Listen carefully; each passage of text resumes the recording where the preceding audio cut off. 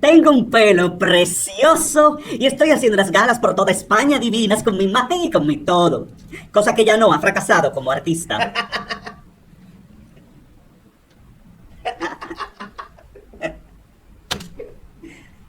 Vic Gómez, fracasaste como artista.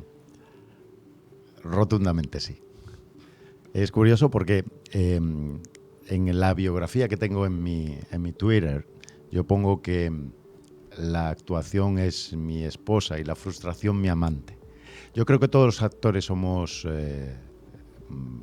tenemos más frustraciones que éxitos. Y eso es lo que nos hace seguir adelante. Muchos no tienen la suficiente paciencia como para aguantar ese fuete que es bastante duro, ¿no? Pero si lo analizamos de cada casting, que si tú vas a 10 castings, posiblemente no pases ninguno. Y a lo mejor tienes la suerte de pasar uno, pero has fracasado en 9. Y el fracaso no significa que tú no valgas, que no lo hayas hecho bien, sino que no eres el indicado para lo que la productora o el director o directora quieran, ¿no? Y en ese sentido te sientes fracasado, ¿no? Después hay los otros fracasos, las malas decisiones, trabajos que haces mal, pero en cualquier caso todos ellos te ayudan a crecer como artista. Yo creo que sin el fracaso los artistas no llegarían a donde llegan. Claro, sí. Siempre el fracaso viene siendo lo que te da el empuje, lo que te hace un cambio, además, en ti. Dice Aulina Lesper que el arte se hace de fracasos. Sí, absolutamente, ¿no? Y si pensamos, por ejemplo, Van Gogh es el más indicado para poner como ejemplo. Nunca vendió una obra en vida. Vendió una obra regalada porque no tenía para comer. Y se hizo famoso después de muerto, ¿no? Y hoy lo consideramos un genio de la pintura. Esperemos que los actores no tengamos que morir para que nos reconozcan, pero sí, yo creo que el fracaso es lo que nos impulsa realmente, porque los éxitos son malos compañeros. El exceso de éxito es mal compañero de un artista. ¿Tú consideras que has tenido, así como has tenido fracasos, has tenido éxitos en tu carrera? Fíjate, en mi etapa como bailarín sí te podría decir que tuvo éxitos. Yo fui bailarín profesional y sí disfruté del éxito de estar en una compañía importante, de viajar por el mundo, de que te aplaudiesen en teatros importantísimos. Como actor he hecho cosas bien, pero todavía no creo que haya tenido el éxito, ese éxito con mayúsculas. Cuando tú hablas de éxito, ¿en qué tú piensas? Es una pregunta complicada, porque tú sabes que en nuestro mundo, en el mundo artístico, la fama y el éxito van de la mano muchas veces, ¿no? Y son antagonistas. La fama es temporal, el éxito dura mucho más, ¿no? Yo creo que el éxito es que te reconozcan por tu buen trabajo. Eso para mí sería el éxito como actor. O sea, que la gente me reconociese por el trabajo que hago. Que los directores, tanto directoras teatrales o cinematográficos, quisieran trabajar conmigo por lo que soy como actor, no por lo que haya logrado, ¿no? Lo que puedo aportar. Eso para mí sería éxito. En República Dominicana, ¿tú te consideras exitoso? Wow. No creo que sea yo el que tiene que responder a eso. Creo que la gente me respeta. Creo que he conseguido que la gente me respete como un buen profesional, ¿no? Y sobre todo porque siempre trabajo con mucha humildad. Es algo de lo que no quiero desvestirme, de ese principio básico en mí, que es ser muy humilde. Me da igual si soy el protagonista o soy un one-liner, voy a trabajar igual. Y creo que la gente me respeta en ese sentido. Si ahora mismo tú tuvieras la oportunidad de hacerte de hacerle un casting a un actor llamado Vic Gómez y tuvieras toda su capacidad, ¿qué tú pensarías de ese actor? ¿Cuál opinión tú tendrías de él después de verlo? Esta es una pregunta trampa. Esto es como cuando te preguntan, dinos, háblanos de tus virtudes, y no sale ninguna, porque claro, yo te podría decir los defectos del actor de Vic Gómez, pero tiene mucho que ver con lo que te respondí antes, ¿no? Creo que si yo casteo a Vic Gómez, lo casteo por lo que sé que me pueda aportar, ¿no? Porque sé que el trabajo es la base de Vic Gómez por encima de que tengas o no tengas talento, ¿no? Esa palabra tan sobrevalorada, Sí. el talento. Sin embargo, tú sabes que a veces hay gente que energéticamente te transmite mucho. Uh-huh. Tú pueden decir, ese actor me parece que es muy bueno para montar trabajos conceptuales, me parece que puede desdoblarse en el escenario, o también pueden decir, me parece muy plano, me parece muy seco, me parece falso hasta en la manera de actuar. Entonces, tomando en cuenta esos detalles técnicos que se le escapan a uno porque vienen de ti, no puedes autoevaluarte. Sin embargo, dentro de lo poco o lo mucho que tú te conoces en el mundo de la actuación, ¿qué opinión tú podrías elaborar de ti?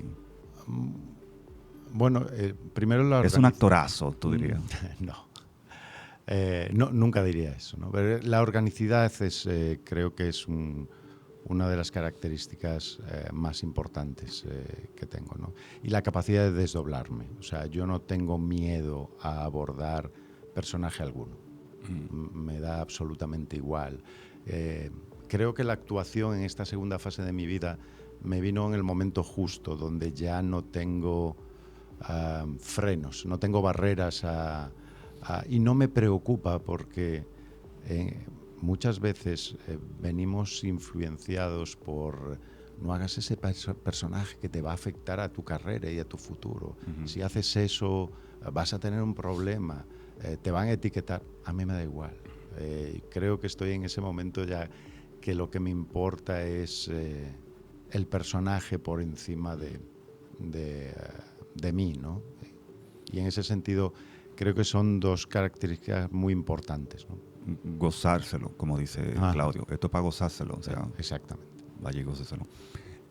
Antes de irnos a hablar un poco de tu vida en España, yo te quiero hacer una pregunta chismosa. Uh-huh. ¿Por qué los actores españoles nunca pierden el acento español después de 15 y 20 años viviendo en otro país? Porque nuestro acento es muy fuerte. Uh-huh. Entonces, España es grande, es un país grande, ¿no? Entonces, incluso dentro de España hay acentos muy diferentes, ¿no? Yo soy del norte y la gente del norte tenemos un acento mucho más marcado todavía, ¿no? Es complicado. Posiblemente el español sea el acento más difícil de suavizar, de hacer un español neutro. Nos cuesta mucho trabajo, mucho esfuerzo, ¿no? Un esfuerzo triple casi, ¿no? Cuando te piden, no, por favor, neutraliza tu acento. Le digo, bueno, mi caso no es neutralizar, es bloquearlo directamente porque casi es imposible evitarlo, ¿no? Marcamos mucho las S, C y Z, las J, las R. Es decir, tenemos demasiadas características especiales en nuestra forma de hablar que dificultan el perder ese acento.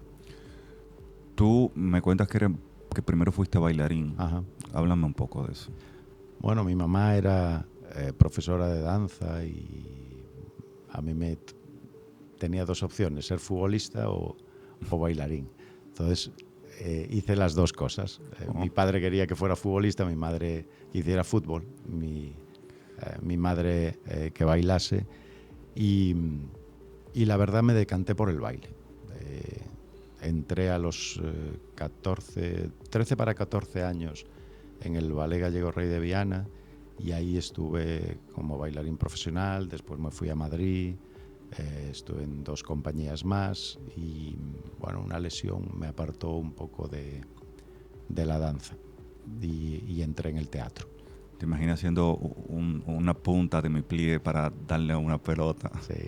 Bueno, era complicado, pero durante un tiempo lo fui capaz de mantenerlo. Sí. Después ya me decanté por la danza directamente. No, es que yo he visto bailarines que el baile nunca se les sale del cuerpo. Incluso a veces intentan modelar en una pasarela y hasta caminando, tú dices, pero él está caminando como... Como un pato. Nosotros, Se le yo nota. durante mucho tiempo yo caminaba con los pies abiertos. Sí. Yo lo fui corrigiendo porque es muy feo. O sea, Sí. cuando eres bailarín no te importa porque es parte Ujú. de tu estética, pero después es muy feo. Sí. Muy feo caminar como un pato con los pies hacia afuera. Sí, a mí me pasaba también. Pero no por bailar, sino por... Siempre yo he sido así.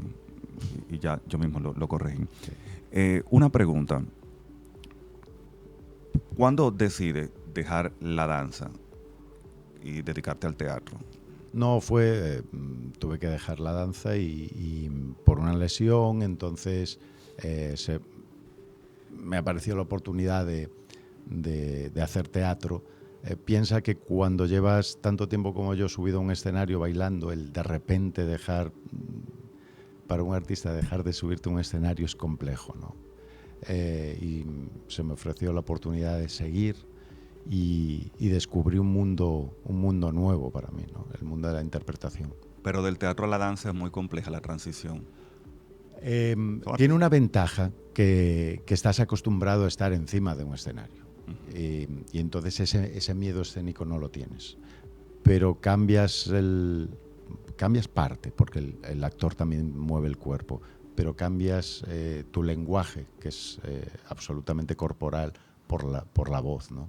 Uh-huh. Y eso sí que es complicado. Claro, claro. A veces sucede, no te pasa que a veces actúas como bailarín. ¿No te ha pasado? Ya no. Lo que pasa es que sí que la danza me ha ayudado mucho aunque ya he perdido flexibilidad, he perdido pues agilidad de movimientos con respecto a como tenía antes, pero sí te da más registros a la hora de mover tu cuerpo, más posibilidades, ¿no? Pero a veces sucede que, por ejemplo, tienes que caminar en escena y quizás caminas como bailarín, tienes que dar un giro y lo das como bailarín. Dices, no, es como actor, o sea, es que la danza es una vida aparte, es decir, tu cuerpo vive por y para. Entonces llega un punto que hasta para clavar un clavo en una pared tú lo haces como bailarín. Uh-huh. Entonces, sé que suena paradójico, pero yo sé que tú me entiendes el concepto. Sí. Entonces, de repente llegas al teatro y puede ser que hasta para sentarte en una silla, el control corporal sea tan preciso que se vea hasta como bailarín. Sí, al principio me pasaba eso. Sobre todo yo hacía teatro clásico español, entonces era como un poco complejo, ¿no? Los movimientos eran como demasiado elegantes. Uh-huh. Pero eso se corrige con el tiempo, ¿no? El tiempo lo vas dejando. Pero sí es cierto que los bailarines tienen, y las bailarinas, una forma diferente de caminar, de moverse. No, el cuerpo absolutamente.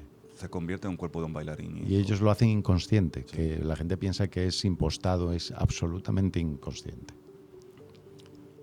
Ya haciendo teatro, tú empezaste a hacer teatro en España, ¿verdad? Uh-huh. Ese proceso, cuando empezaste a hacer teatro en España, que dejaste la danza, ¿cómo fueron los inicios? No fue nada complicado.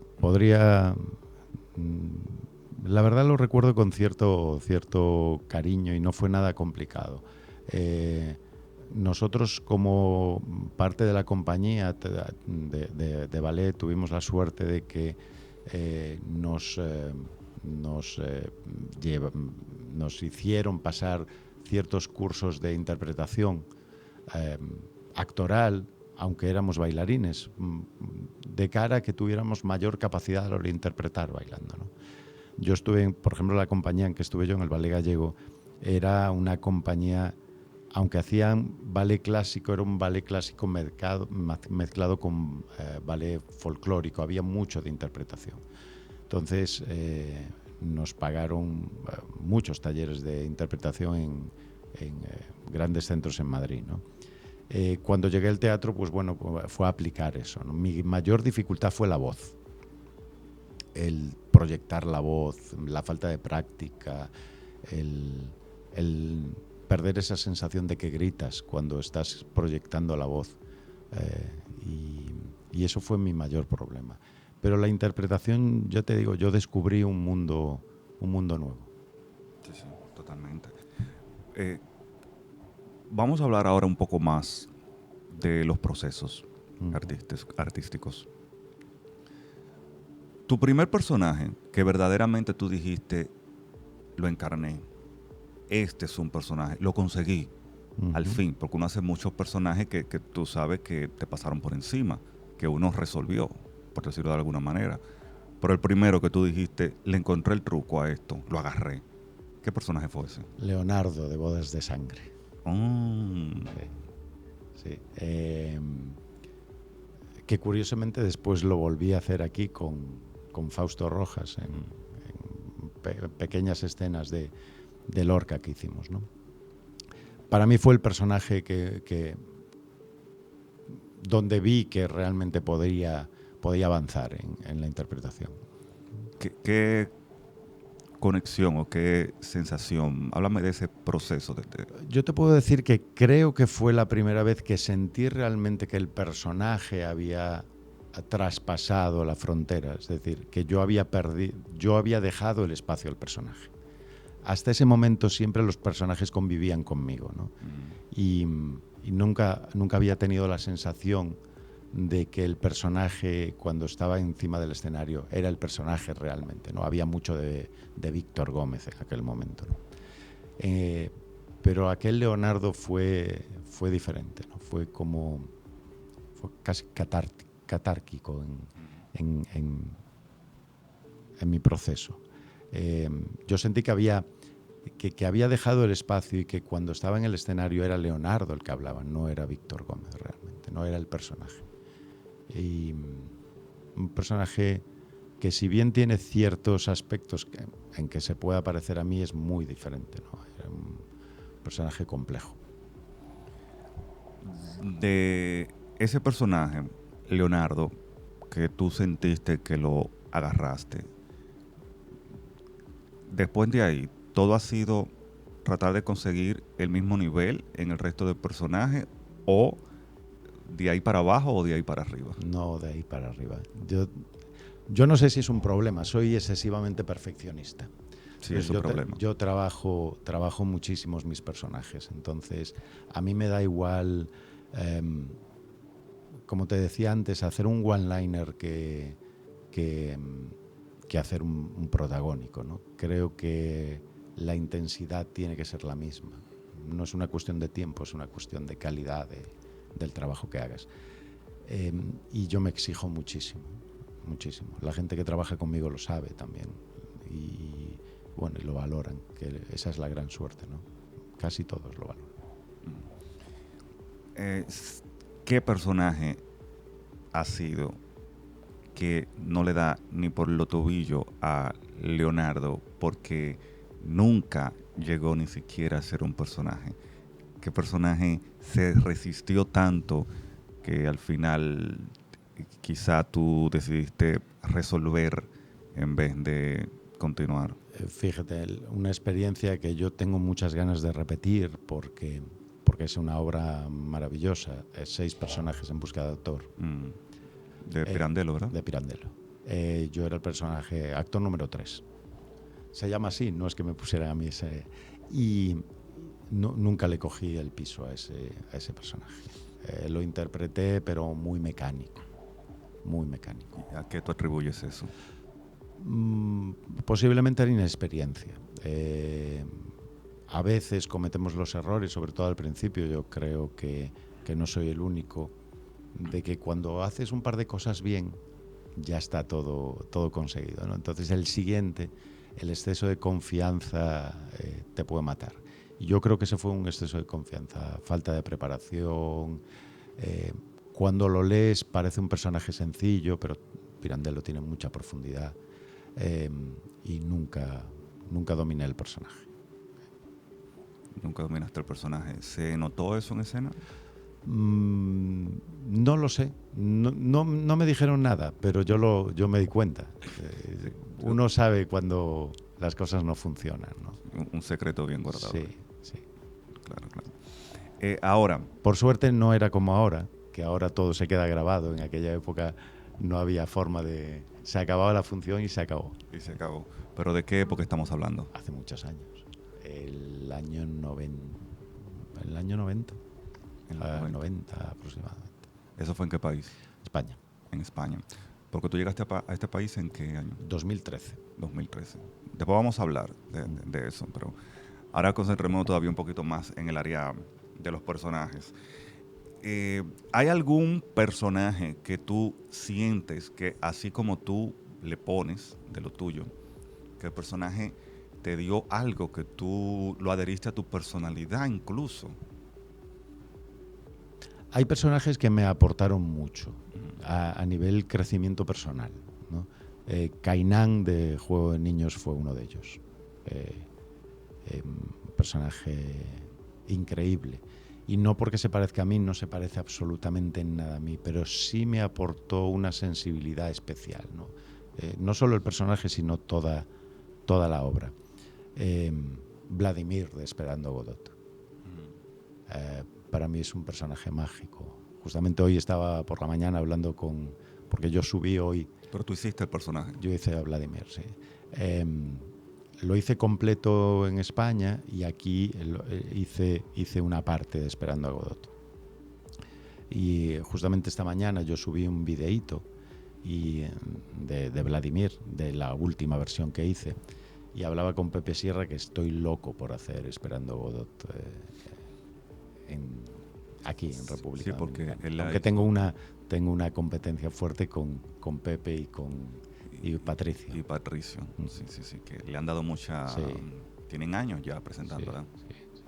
Mi Vladimir es muy diferente al de Patricio. Somos dos actores muy diferentes. Yo tengo muy buena relación con Patricio, pero mi Vladimir es diferente al de él. Cuéntame algo respecto a ese personaje, Vladimir específicamente, o Vladimiro. Se dice de las dos formas. Realmente el original es Vladimir, pero en América Latina se puso Vladimiro.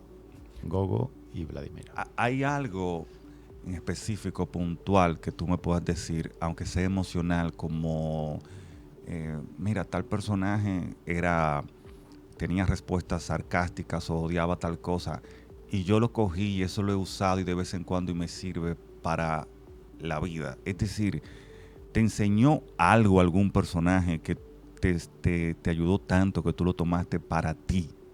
Sí, bueno, por seguir hablando de Godot, de Vladimir, yo siempre fui mecha corta. Yo tenía un problema serio con eso, ¿no? Y cuando haces a Godot te das cuenta de que la vida necesita paciencia, necesita otro ritmo, necesita mucha calma, sí. Porque si no estás tal y como estamos viviendo, con esta velocidad, estamos siempre en un disparadero, ¿no? Y Vladimir me aportó eso, ¿no? Hay muchos personajes, el propio Leonardo te aporta una visión de la vida mucho más fuerte y a mí me gustaría ser tan fuerte como era Leonardo, ¿no? Un hombre con convicciones, aunque no fueran las correctas, ¿no? Machista, misógino, pero con una fuerza de vida y con unas ganas de conseguir lo que quiere. Yo creo que todos los personajes nos van dando algo que se nos queda dentro, ¿no? Perdón, Leonardo es el de solo... Bodas de Sangre. Bodas de Sangre. ¿Y de Juego de Niños? De Juego de Niños es Kainan. Kainan, me habías comentado algo. Sí, Kainan más que aportarme, me dio una sensibilidad, él como personaje, ¿no? un hombre que estaba viviendo una mentira, cómo se transforma ante el dolor, ante a un tema familiar fuerte, ¿no? Entonces eso también te hace muy... interiorizas mucha sensibilidad de Kainan. ¿Hay alguna dramaturgia, algún texto dramático que desde que te lo presentaron la primera vez te enamoraste de un personaje en específico y dijiste, ese es el mío, ese lo quiero? Bueno, por seguir hablándote de esta obra Juego de Niños, cuando yo soy amigo del dramaturgo. Isen Ravelo. No, no, la obra perdón. no es de Isen, Sí, Isen es el director. El director, sí. Sí, es Eduardo Gotoro de Wynn. Sí, exacto. Cuando Eduardo me vino a ver a una obra que yo hacía con Marina Frías en el bar del Teatro Nacional, Juan Loca, y que se llamaba Los Ilusos. Era una obra escrita por Marina, donde yo era el primer condenado a muerte de la República Dominicana. Y era el último vis a vis con mi mejor amigo, donde contaba un poco qué había pasado, ¿no? Entonces, cuando Eduardo me vio, me dijo, oye, yo tengo 8 obras de teatro escritas, yo quiero que las leas y me digas a ver si podemos hacer alguna. Entre ellas estaba Juego de Niños. Yo cuando leí Juego de Niños, me di cuenta que la quería hacer. Y yo me enamoré del personaje que no hago, que es Abel, ¿no? Abelardo se llamaba, que después en la obra se llamó Anabel, por un cambio que hubo en la dramaturgia. Fue Isen el que me dijo, no, tú eres Kainan. Cuando yo le dije a Isen Ravelo que fuera el director, fue el propio Isen, me dijo, no, tú eres Kainan. Tú no eres Abelardo, tú eres Kainan. Y con unas pequeñas discusiones, pero acepté su opinión y creo que fue acertado en eso. Pero yo me enamoré del otro personaje. Del otro personaje. Sí. O sea que hay que quizás repetir la obra. No, ahora repetiría Kainan sin dudarlo. Kainan, sin dudarlo. Sí. Allá te enamoraste de Kainan. Sí. De los directores de teatro con los que has trabajado, ¿qué tú has aprendido de cosas puntuales que tú hayas dicho? Esto me sirvió para mí, para mi vida, y me lo robo y lo hago mío. Bueno, yo creo que aprendes de todos. Hasta de los que te salen de la obra. Sí, hasta de los que no te convencen y no estás de acuerdo con los montajes que hacen, pero eres un actor y tienes que hacerlo, ¿no? Yo nunca he dejado un proyecto, por ahora. Sí he parado en los ensayos cuando vi que no... Pero ya un proyecto muy avanzado, no lo he dejado. Pero de todos aprendo, de todos busco lo que me aportan que no tengo. Porque es mentira que todos los actores tengamos todos los recursos, eso no es verdad. O sea, no, para nada. Seguimos avanzando día a día, ¿no? Te puedo poner... la creatividad de Isen Ravelo para mí es infinita.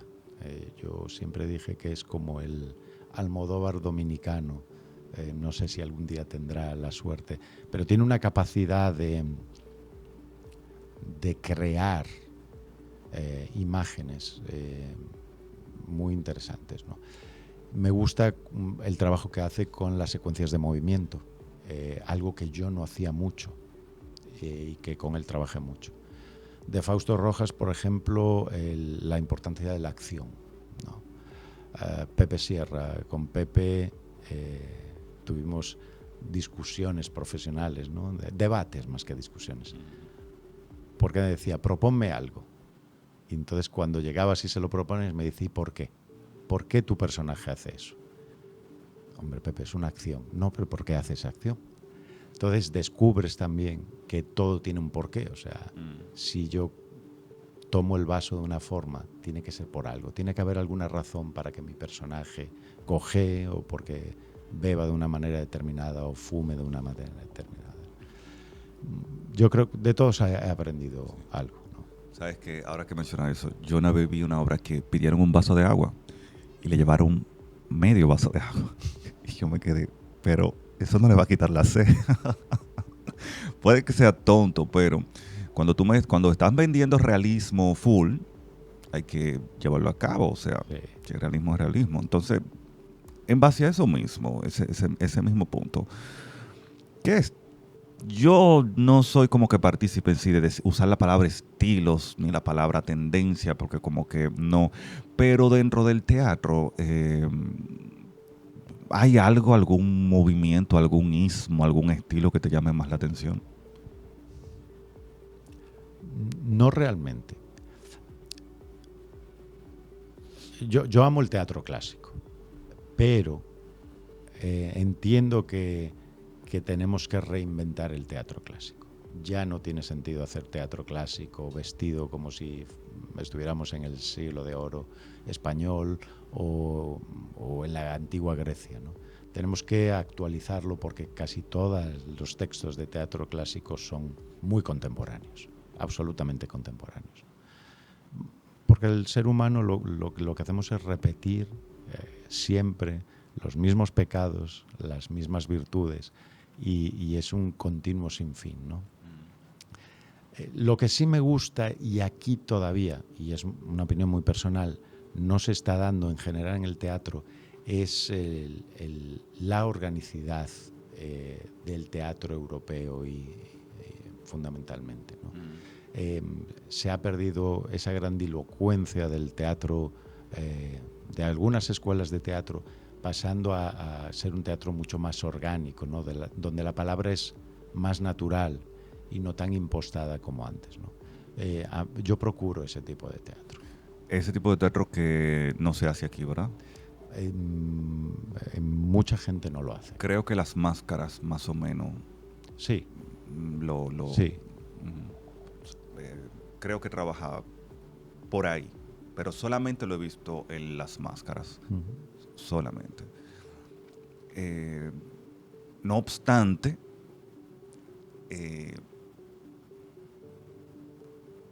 ese tipo de teatro que aquí no se hace, ¿qué te parece si lo llevas a cabo? ¿Por qué no te intentas, te lanzas como director con una obra ahí dentro de ese estilo? Yo todavía no me veo con capacidad para dirigir. No, es que hasta que no dirijas no la vas a tener. No, pero voy a cambiar entonces. No me gusta dirigir. Okay. No me gusta dirigir. A mí me gusta estar encima del escenario y actuando. No me importa producir. Si hay algo que me gusta de verdad, yo me lanzo a la aventura, con lo difícil que es producir aquí en este país, ¿no? Pero me lanzo a la aventura, pero dirigir no me gusta. No. Y creo que no tengo la capacidad suficiente como... Me costaría mucho trabajo, ¿no? Posiblemente sea falta de experiencia, es verdad. Si nunca lo has hecho, pues no avanzas en eso, ¿no? Es como cualquier otra cosa. Pero todavía no me veo... No te para dirigir, ¿no? No. Pero sí para producir cosas, ¿no? Tengo muchísimos textos que quiero hacer. Lo que pasa es que hay que buscar el momento y el espacio. Con los actores y actrices dominicanos con los que has trabajado, ¿con quién tú has tenido más química en escena? Bueno, yo tuve muchísima química con Cora González, muchísima. Bueno, Iván Jiménez. Bueno, en general, con casi que... Yo me llevo bien con todo el mundo, entonces no hay una actriz nueva, digamos que una vocación tardía, porque ella es doctora, se llama Karina Collado, es de Santiago, y hemos hecho 3 cosas juntos ya, y hay muy buena química con ella, en escenas sobre todo, ¿no? Y no dicho por nosotros, porque nosotros nos llevamos muy bien como compañeros, sino dicho por el público. El que lo ve. Sí, ya. De los directores dominicanos. Teatro. De teatro, exacto. Sí, sí, de teatro. Bueno, decirlo. ¿Cuál tú has entendido que de alguna manera... ¿Te apagó un poco el aire? No. No, ok. ¿Cuál tú has entendido que te ha enseñado, más no por la, o al menos como yo lo veo, no por la importancia de lo que te haya enseñado, sino por el hecho de tú decir, aprendí algo nuevo, o sea, novedoso. Quizá no es tan relevante en la vida artística, o sea, quizá no es tan relevante, pero eso yo no lo había pensado nunca.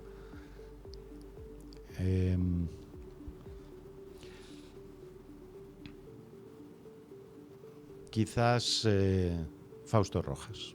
Fausto Rojas. Sí. He descubierto... Fíjate que es curioso porque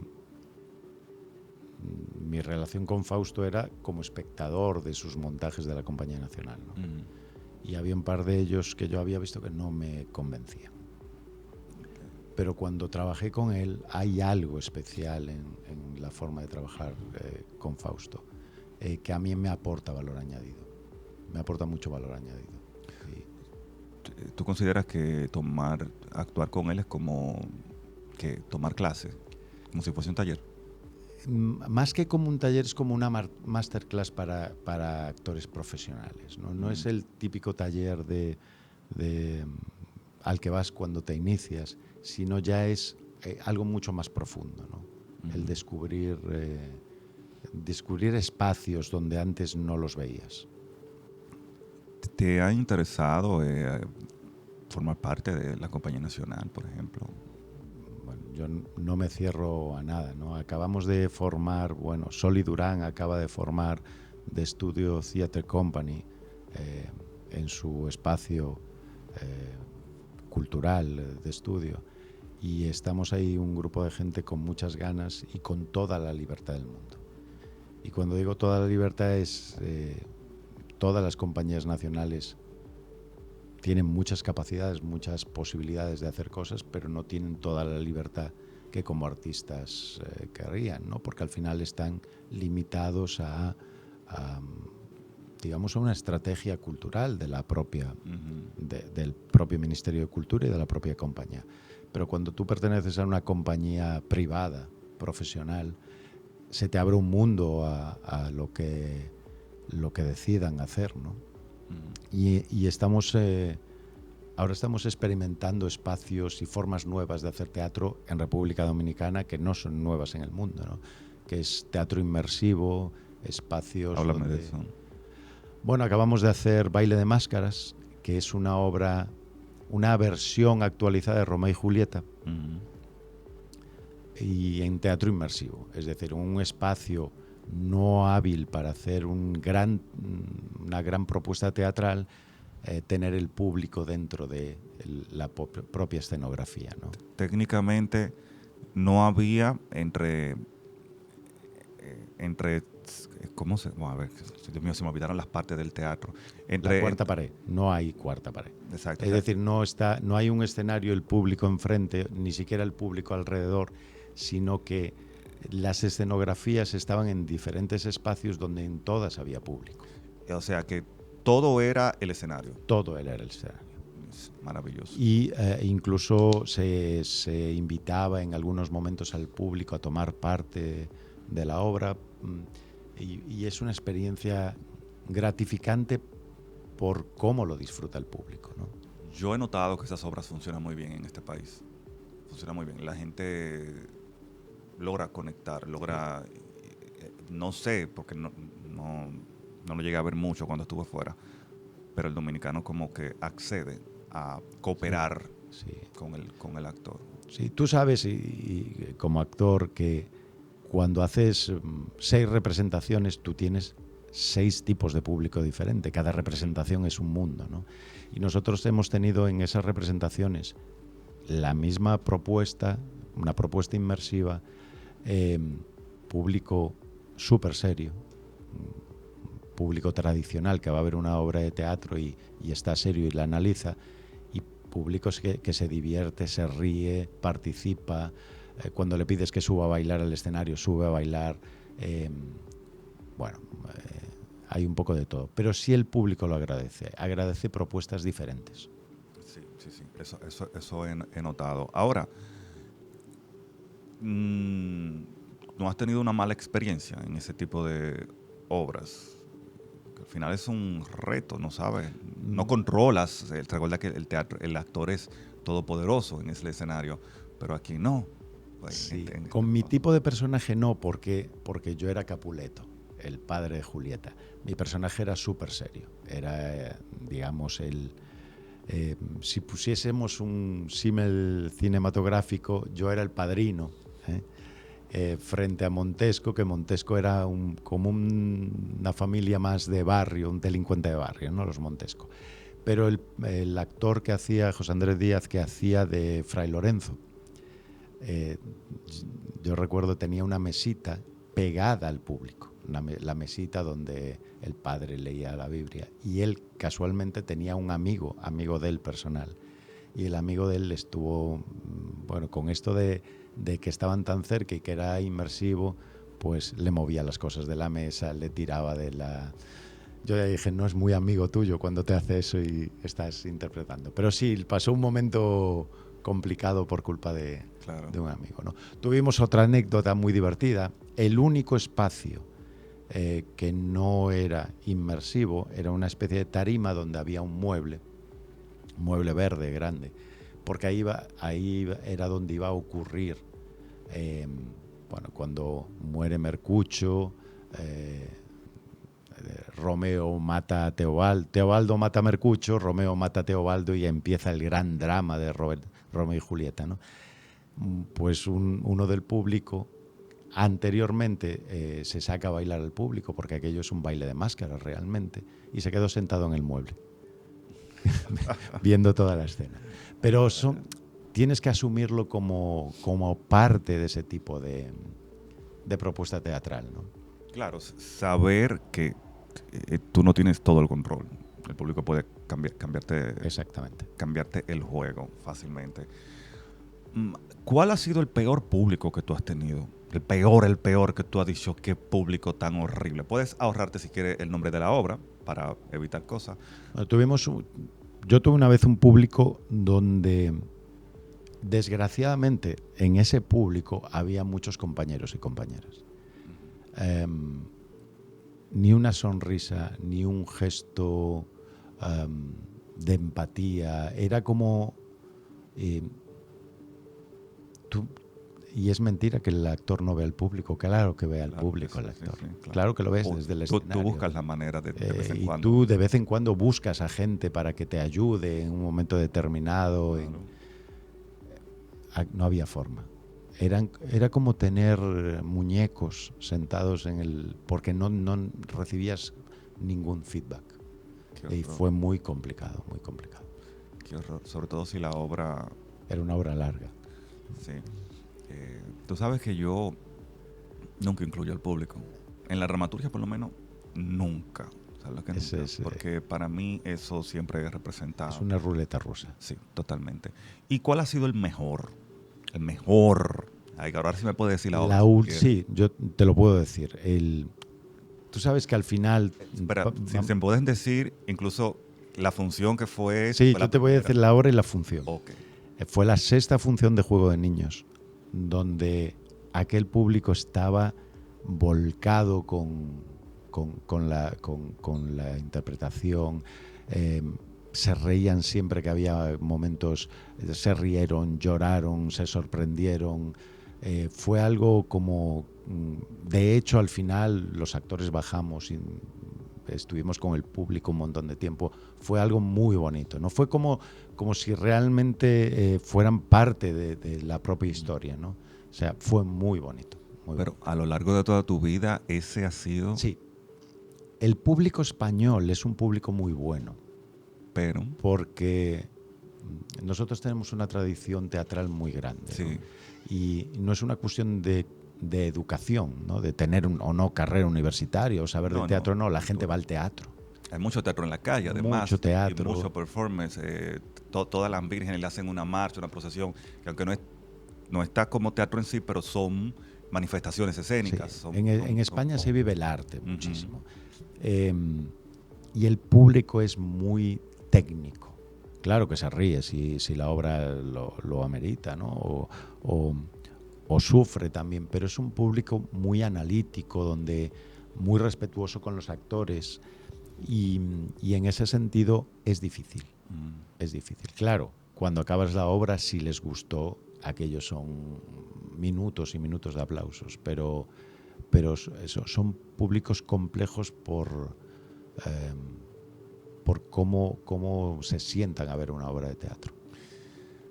Yo he notado mucho que las obras, las comedias españolas suelen dar mucha risa, pero la risa o la hilaridad, vamos a decirlo, más que risa, la hilaridad del momento no suele depender de una reacción del público, ni siquiera a veces de un chiste, porque ustedes usan mucho un humor a veces, vamos a decir, no quisiera usar esa palabra, pero no tengo otra en mente, como un humor inteligente, que puede que tú no te rías a carcajada, pero tú dices, qué bien, y puedes quedarte en silencio, como si fuera algo así como de los Monty Python, por ejemplo. Sí.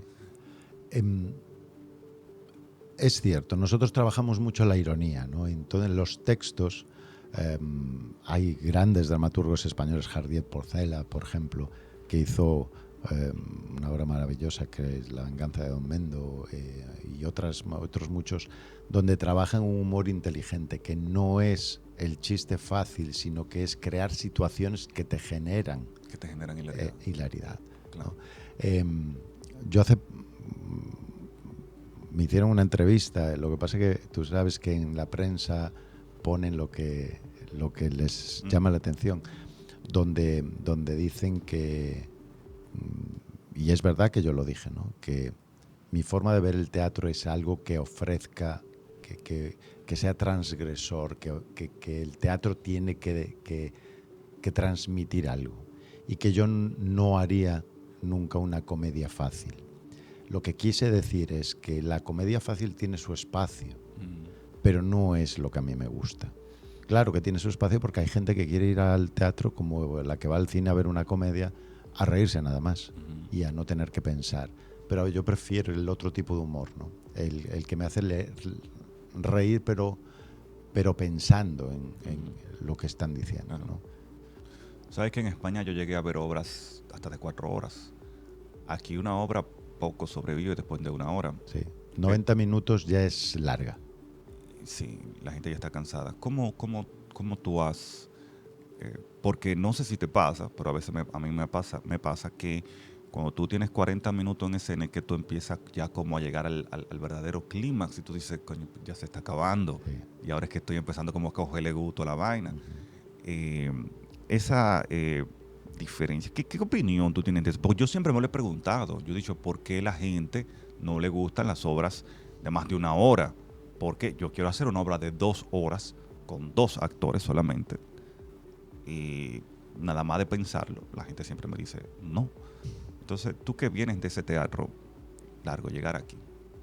Yo empecé con teatro largo, imagínate, el teatro clásico español, Fuentovejuna, son obras de 3 horas, con descanso de 15 minutos para que la gente pueda ir al baño. De todas formas, la tendencia en general es que el teatro se ha acortado, excepto los grandes musicales que siguen siendo largos. El teatro se acorta a los 90 minutos, 2 horas. 2 horas es el máximo. Pero se sigue haciendo teatro clásico. En Londres se sigue haciendo Shakespeare completo. Romeo y Julieta son casi 4 horas de obra de teatro. Otelo, Macbeth, Hamlet. Sí, pero aquí se hacen obras de 45 minutos. Sí, 45 minutos para mí es demasiado corto. O sea, 1 por coste, 2 por el esfuerzo. O sea, por debajo de los 70 minutos creo que no debería hacerse ninguna obra. Sin embargo, muchas, digo, inclusive hasta la mayoría, suelen llegar a 50. Se hace mucho teatro de 50 minutos en este país, de menos de 1 hora. Y lo lamentable es que el mismo público a veces se cansa también. Es decir, y te lo dicen. Es decir, no sé, es que aquí ni siquiera hay cultura per se de teatro, entonces no sé cómo evaluar la situación, porque he visto todos los campos y lamentablemente más de una hora yo siento que el público ya no aguanta, que ya se cansa, y ya tú lo notas mucho. Y es un tema, no sé, me gustaría que cambiase. ¿Cuánto duraba Juego de Niños? 1 hora y 20 minutos aproximadamente, o 75, 80 minutos. Dependiendo, tú sabes que nunca duran exacto, depende del día que tengas, de los tiempos, de muchas cosas, ¿no? Pero eso, no pasaba de los 80 minutos. Tú has actuado en República Dominicana con, me imagino que actores empíricos, actores en lo cual, vamos a decir, empírico, sí, empírico es la palabra adecuada. Amateur es la palabra que no me gusta, porque nadie es amateur. O sea, hay actores de academia y sin academia, pero amateur ninguno. Entonces, actores empíricos, actores quizá de escuela, actores de trípode, como Ernie Coronado. Ernie Coronado, sí. ¿Qué opinión te mereces tú ya como todo un conocedor de esa gastronomía actoral dominicana? Yo, fíjate, creo que aquí hay muchísimo talento, mucho talento. En muchos casos mal trabajado, en muchos casos, o mal aprovechado. No creo que solo pase aquí, sino que vivimos un momento en el que la interpretación se ha convertido como una salida interesante dentro del mundo del arte, y la gente cree que por hacer un par de cositas ya lo saben todo y se dejan ir. Y el problema es que esto es un continuo aprendizaje. Entonces, las escuelas están bien, pero uno tiene que seguir trabajando, porque si no está muerto, ¿no? O sea, si tú no sigues trabajando en tu formación. Yo creo que a la Escuela de Arte Dramático, a la Escuela Nacional, habría que darle un giro, sobre todo en el pensum de la escuela. El teatro es mucho más moderno, la interpretación ya tiene principios mucho más modernos que todavía no se les están aportando a los alumnos, ¿no? Sí. Creo que salen de la escuela muchos de ellos. Hay otros que salen con mucha experiencia porque son gente muy dinámica, que están en la escuela pero ya están trabajando, se buscan la vida y hacen sus obras, trabajan en microteatro, hacen sus obras de teatro, pero tienen poca experiencia cuando salen. Entonces es muy complejo. Pues resulta, es agradable, por ejemplo, en la ENAT se enseñan muchas materias que son muy buenas en muchos sentidos, pero sí ciertamente, como tú dices, por ejemplo, tomar un año de clases de entrenamiento psicofísico, clase de Grotowski, bueno, está muy bien, está genial, tú desarrollas mucha expresión corporal y demás. No obstante, a veces, no necesariamente, cuando sales ya a hacer teatro te encuentras con otra realidad, que el teatro que está afuera es otro. Claro, tú tienes una condición que te desarrolló quizá esa técnica, pero a la vez, ¿a qué me enfrento cuando termino? Es decir, sí, sé de Grotowski, sé de por aquí, sé de por allí, pero pues, me enseñaron cosas de Eugenio Barba, pero ahora estoy en la calle. Porque la escuela tiene que ser real, o sea, la educación tiene que ser real con lo que te vas a encontrar fuera. Y sí me parece que efectivamente, como tú dices, hay que tomar en cuenta el teatro que se está haciendo fuera también para renovar el país. Es que yo no digo que sea malo lo que se hace. Digo que habría que revisar si no habría que darle un giro a ese pensum, ¿no? Entonces, pues está bien estudiar, como dices tú, Grotowski, pero a lo mejor un año no, pues a lo mejor 3 meses. Claro. Y 3 meses de otro método, 3 meses y en un año estudiar 3 o 4 formas diferentes de ver el teatro. Porque al final es una escuela profesional, con rango universitario como tú quieras, pero cuando la gente que estudia medicina para ser médico. Y de nada le vale que le enseñen la medicina que se hacía hace 50 años, cuando la medicina de hoy en día es diferente, ¿no? Exacto. Entonces tenemos que ser conscientes de eso, ¿no? De que tenemos que formar a los profesionales que van a cubrir el espacio que... De hecho, el microteatro debería ya darse como clase. Es que es una técnica diferente. Sí, claro, porque en verdad puede que suene, bueno, nada más son 15 minutos, entonces tú dirás, bueno, es más fácil, pero no, porque tú tienes que desarrollar toda una estructura dramática en 15 minutos.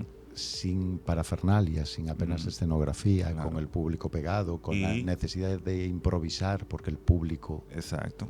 interactúa contigo. ¿No? Claro. Y que decidir que el conflicto, el desarrollo del conflicto y la resolución del conflicto no quede todo muy cerca, que se puede cometer ese error, que a veces cuando tú dices, se puso bueno esto, ¡ay! Se acabó. Se acabó. Entonces, ¿cómo tú en 15 minutos tú haces que la gente diga, esto se puso bueno en el minuto 5 o en el minuto 6? Es decir, que la gente todavía le queda 7 minutos para disfrutarla al máximo. ¿Cómo tú haces que en ese punto la gente haga el auténtico enganche? No es fácil, no es fácil. O sea, yo no soy experto en microteatro, para nada, pero conociendo la estructura dramática, me imagino que tiene que tiene que tener mucho peso ahí. Llamaremos a Isen a ver qué nos dice de eso. Sí. ¿Tú has hecho microteatro en este país? Yo hice tres obras de microteatro. 3 horas de microteatro. Sí. Hice Una cita con la muerte con Erling Saúl. Hice otra obra que se llama ¿Quién es la víctima? Y hice otra. No, sí. Amor en tiempos de Netflix. Amor en tiempos de Netflix. Sí, que era una parodia de una pareja, un poco para demostrar lo que había pasado en la pandemia con las parejas que durante 1 año y medio estuvieron encerradas viendo Netflix, cómo el amor se va diluyendo entre ellos, sí, con Eli Villamán, que era la dramaturga y directora y actriz en ese país. Vamos a hablar un poco de chismecito, Fernando. Okay. ¿Has tenido algún amorío teatral en tu vida? Ya que estamos hablando de Netflix, ¿verdad? En mi época de bailarín, pero era un niño. Aquí no. Aquí no. Aquí no. Aquí no. ¿Qué te parece? Porque yo siempre he sentido, cuando he ido a ensayos de obra, no sé si serán cosas mías, yo a veces he sentido como mucha tensión sexual teatral a veces entre los actores. Y, por ejemplo, eso sí, te lo digo, bastante bien que se veía. Se veía mucha tensión sexual en las fotos, porque claro, había un trabajo, se trabajó para eso, evidentemente, pero estuvo muy bien logrado, muy bien logrado, porque tengo entendido, lamentablemente no vi la obra, prometo verla cuando vuelva, que tu personaje tenía una relación, algo así, con Cainán tenía una relación con el otro chico. No me la cuentes, pues yo la quiero ver. Pero yo veía las fotos y yo decía, ¿cuánta química tienen estos dos? Sí. Ciertamente fue un muy buen trabajo, muy buen fotógrafo, muy buen todo. Sí. Sí. Bueno, lo que se ve en las fotos es el resultado final, pero claro. Cuando llegamos ese día, las fotos las hicimos en el Hotel Doña Elvira. No, pero yo te digo fotos en vivo de la obra. Ah, el en vivo. Sí, no, pero esos vivo. son 6 meses de ensayo. De ensayos, Claro. donde estuvimos juntos 3 días a la semana, pasábamos muchas horas juntos, había un ambiente buenísimo, claro, éramos un elenco muy pequeñito, ¿no? 3 actores, asistente de dirección y director, ¿no? Y éramos como una familia, ¿no? Había muy buena relación, ¿no? Y ciertamente hubo química porque a veces el elenco es pequeño y no hay por dónde cogerlo, ¿no? Te llevas bien con la persona y tienes que hacer como... Pero en este caso nos llevábamos muy bien y ¿Con quién tú tienes alguna persona que tú dices, con esa persona no vuelvo a trabajar? No tienes que decirme el nombre, pero alguien que tú digas, mira, para allá no apunto yo ni muerto. Hay un par de personas que Sí. sí, que si puedo evitarlo no trabajo. No trabajo. ¿Existe la muerte teatral de un actor donde ya su carrera teatral se acaba? Yo creo que existe el suicidio teatral. Creo que la muerte no. Si el actor o la actriz es consciente de que esta es una carrera de fondo y donde siempre tenemos que seguir creciendo y siempre tenemos que seguir aprendiendo. El suicidio es cuando ya crees que porque has tenido un par de éxitos o porque estás ahí arriba, todo lo has conseguido. Entonces, sí puede ser el suicidio teatral, ¿no? Porque incluso actores que han tomado y actrices que han tomado malas decisiones a la hora de elegir trabajos, con el tiempo han vuelto a trabajar, ¿no? Y otra forma de suicidio es perder la humildad que tiene que tener un actor o una actriz frente a compañeros, frente al director, frente a tu trabajo. Eso creo que... Pero no, un actor puede morir directamente encima de un escenario. Encima de un escenario. Sí. Dice, yo creo que fue Claudio Rivera que dice, o que lo escuché de él por lo menos, que el arte no es una carrera de velocidad, sino de resistencia. Aquí gana el que aguante hasta el final y siga resistiendo. ¿Tú piensas resistir toda la vida? Yo te puedo decir que cada día disfruto más de esto. Entonces yo no me veo haciendo otra cosa. Me quedan muchas cosas por conseguir. Tengo muchas ganas de seguir haciendo teatro y yo quiero seguir. Mientras la salud, porque esa es otra, ¿no? Que la salud me lo permita, yo quiero seguir trabajando. Y evolucionando con la edad. Evidentemente yo no puedo pretender ser Romeo ya. No, Salvo que haga una versión de Romeo que no haya muerto Romeo. Claro, tú dijiste que los clásicos hay que... Se pueden reinventar. Bueno, claro. Ana Belén estaba haciendo una obra de teatro, yo creo que hace un mes en España, en Madrid, que era Romeo y Julieta no habían muerto. O sea, revivían después de lo que habían hecho, tomar el veneno y esta historia, y se encontraban en pleno siglo XXI y veían el mundo tal y como era. Era una forma de utilizar al Romeo y Julieta para hacer una crítica social, ¿no? No, quiero decir que hay que evolucionar con la edad que tienes, ¿no? Evidentemente, uno tiene que seguir creciendo como actor a nuevos personajes, que evidentemente cuando eras joven no podías acceder tampoco, ¿no? ¿Hay algo en tu futuro, hablando del mismo tema de salud, cuál es la enfermedad que más daño le puede hacer a un actor?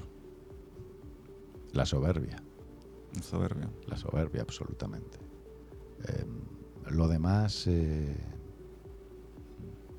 bueno, evidentemente si tienes una enfermedad muy grave, pero hay actores que han trabajado hasta los últimos días hasta que se lo permitió, ¿no? Pero la soberbia, yo te lo decía antes, o sea, el actor o la actriz que se crea que ya lo tiene todo hecho, está muerto.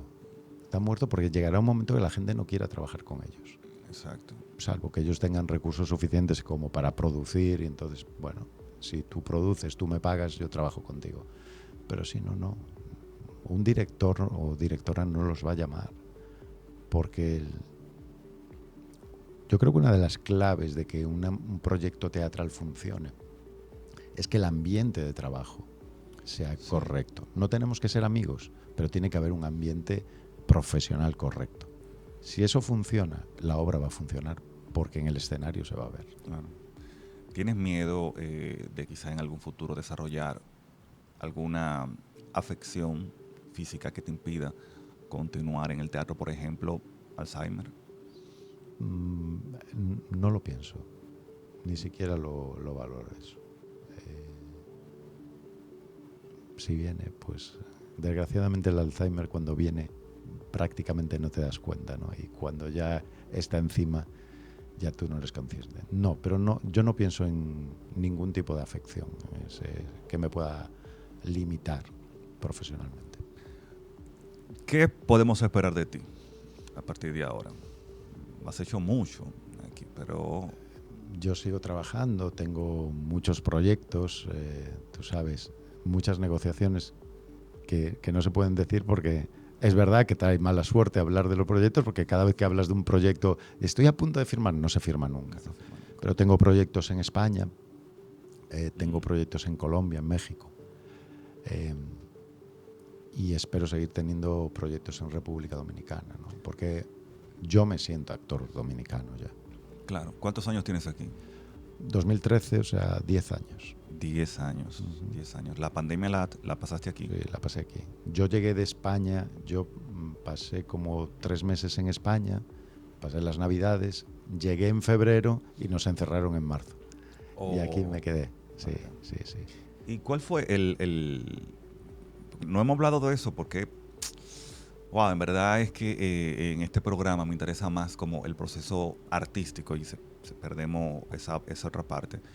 Pero ¿cómo llegaste? ¿Qué te motivó a venir para acá? No, yo vine con algo que nada tiene que ver con el mundo artístico. Yo vine con un proyecto de la Unión Europea para apoyar a la pequeña y mediana empresa. Okay. Y estando aquí retomé otra vez mi pasión artística. Por eso digo que me siento un actor dominicano, en el sentido de que me abrió las puertas otra vez al mundo del arte, República Dominicana. Porque tenías un tiempo en pausa. Un tiempo largo en pausa. ¿Y en el cine? En el cine prácticamente todo lo que hice lo trabajé aquí, algo con España, Estados Unidos, pero la gran mayoría, yo aquí hice ya creo que 9 o 10 películas, con diferentes, de menor a menor importancia de mi personaje a mayor importancia.